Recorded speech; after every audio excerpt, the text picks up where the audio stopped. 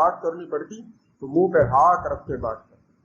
اس زمانے میں کوئی گھر جاتا تھا تو دروازہ کھٹکھٹاتا تھا اور اندر سے عورت بولتی نہیں تھی کون ہے, کس لیے آئے, کیا کام ہے, کیوں ملنا ہے, کیا ہے, سوالات نہیں کرتی. وہ اندر سے ایسے دروازہ بجاتی. وہ مرد سمجھ جاتا تھا یہاں کوئی نہیں, بات نہیں کرتی.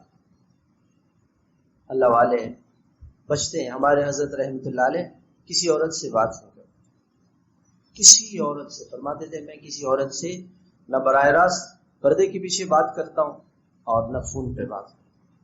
اور جب حضرت بیمار ہوئے تو حضرت نے فرمایا کہ میں اسپتال نہیں جاؤں.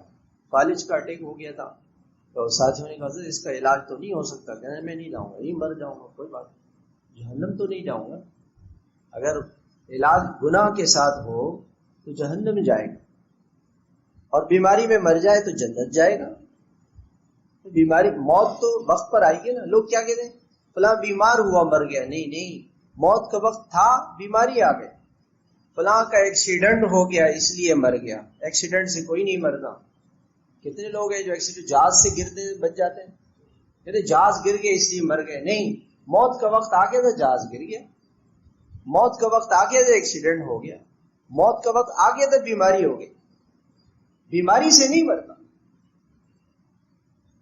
تو حضرت نے فرمایا مر جاؤں گا, جنت میں جاؤں گا, لیکن نامحرم عورت میرا نبض چیک کرے, بلڈ پریشر چیک کرے, یہ نہیں برداشت. تو وہ ہسپتال والوں سے جا کے ساتھیوں نے بات کی تو حضرت کے کمرے کے باہر اعلان لگا ہوا تھا کہ کوئی عورت اندر نہیں جا سکتی, کوئی نامحرم عورت اندر نہیں جا سکتی. پھر اس کے بعد حضرت اس کمرے میں گئے. جن کو آخرت کی فکر ہوتی ہے, جس شخص کو اپنے آخرت بنانی ہوتی ہے, اللہ کا خوف ہوتا ہے, وہ تو بچتا ہے. ہمارے حضرت حاجی عبدالوہاب صاحب رحمۃ اللہ علیہ ایک عرصے تک جہاز میں سفر نہیں کرتے.